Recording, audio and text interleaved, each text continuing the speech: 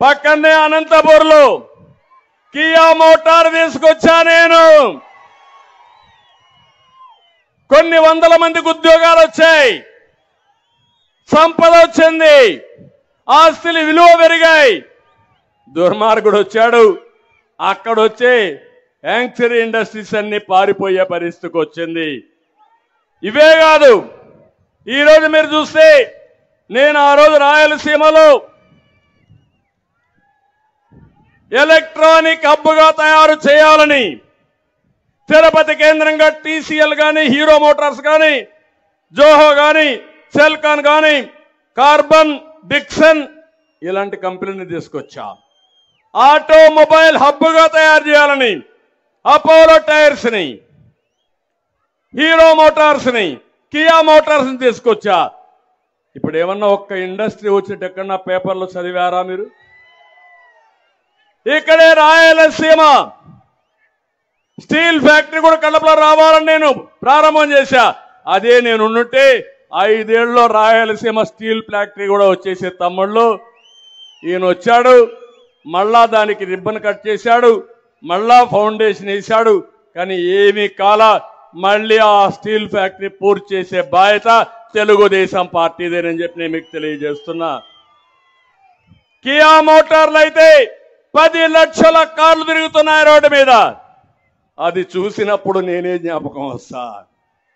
అది తెలుగుదేశం పార్టీ సత్తా. నేను ఇంకొక విషయం చెప్తున్నాను, ఉద్యోగాల్లో బాగా రాణించాలంటే మంచి చదువు రావాలి మీకు. తిరుపతిలో ఐఐటి తెచ్చాను, తిరుపతిలో ఐసీఆర్ తెచ్చాను రాయలసీమ కోసం. అనంతపూర్లో సెంట్రల్ యూనివర్సిటీ తీసుకొచ్చాం, కర్నూలులో ఉర్దూ యూనివర్సిటీ, త్రిబుల్ ఐటీ తీసుకొచ్చిన ఘనత తెలుగుదేశం పార్టీదని చెప్పి కూడా నేను మీకు తెలియజేస్తున్నా. నేను అడుగుతున్నా, ఒక్క ఫ్యాక్టరీ రాకుండా, ఒక్క తమ్ముడికి ఉద్యోగం ఇవ్వకుండా, ఇటీవల ఆల్ ఇండియా లెవెల్లో మనం చూస్తే నిరుద్యోగంలో 24% ఆంధ్ర వాళ్ళే ఉన్నారు, మన వాళ్ళ పిల్లలే ఉన్నారు. లాస్ట్లో మనం ఉన్నాం. నేను అడుగుతున్నా, మీకు రోషం లేదా? FDIలో ఎక్కడికో వెళ్ళిపోయాం.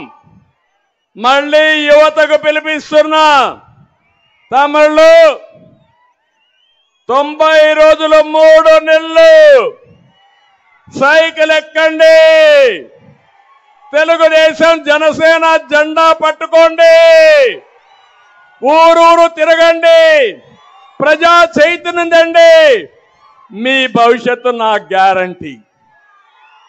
సిద్ధమా మీరు? సిద్ధమైతే గట్టిగా చేపట్టుకుని చెప్పండి.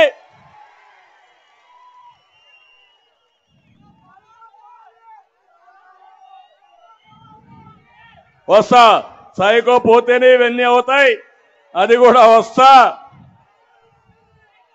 ఐటీ కూడా వద్దాం తమ్ముళ్ళు. ఇదే కాకుండా నేను ఇప్పుడు చెప్పిన పాయింట్లు రాయలసీమలో ప్రతి ఒక్క ఇంట్లో చర్చ జరగాలి. రాయలసీమకు నీళ్లు, యువతకు ఉద్యోగాలు,